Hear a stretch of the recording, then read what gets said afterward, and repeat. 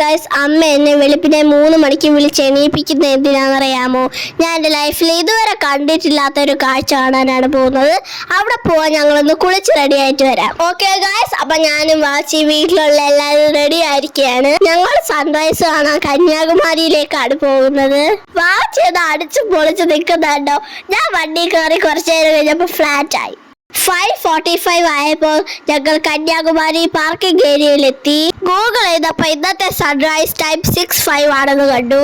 ഞങ്ങൾ sunrise view point ഏരിയയിലേക്ക് നടക്കുകയാണ്. ആകാശത്തിന്റെ ഒരു ഭംഗി നോക്കൂ ഗൈസ്. ഞാൻ ഞെട്ടിപ്പോയ വേറൊരു കാര്യം, ഇത്രയും വലിയൊരു ഹ്യൂജ് ക്രൗഡ് ഞാൻ എക്സ്പെക്ട് ചെയ്തതേ ഇല്ല. ആകാശം കാണാൻ നല്ല അടിപൊളിയായിരുന്നു.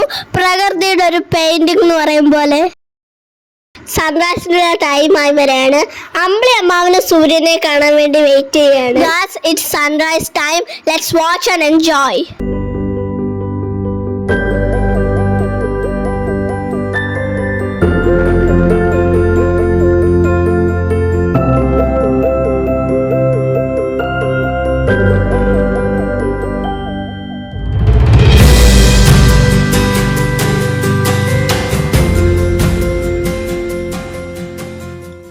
സൺറൈസ് ഒരു അടിപൊളി കാഴ്ചയാണ് ഗായ്സ്.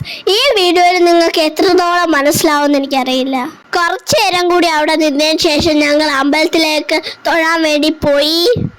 സുമനസവന്ദിത സുന്ദരി മാധവി ചന്ദ്ര സഹോദരി ഹേമമയി മുനിഗണവന്ദിത മോക്ഷപ്രദായിനി മഞ്ജുളവാസിനി. അമ്പലത്തിലും അത്യാവശ്യം തിരക്കുണ്ടായിരുന്നു, പക്ഷെ നന്നായിട്ട് തൊഴാൻ പറ്റി. തൊഴുതിറങ്ങിയപ്പോൾ അച്ഛൻ എനിക്ക് ലഡു വാങ്ങിച്ചു തന്നു. നല്ല ടേസ്റ്റ് ഉണ്ടായിരുന്നു. ഇനി ഞങ്ങൾ തിരിച്ച് വീട്ടിൽ പോവുകയാണ്. പോകുമ്പോഴേക്കും നാഗർകോവിലെ ഗൗരി ശങ്കരം ഹോട്ടലിൽ കയറി ഫുഡ് കഴിച്ചു. അപ്പൊ ഇനി വേറൊരു വീഡിയോയിൽ കാണാം. Tata bye.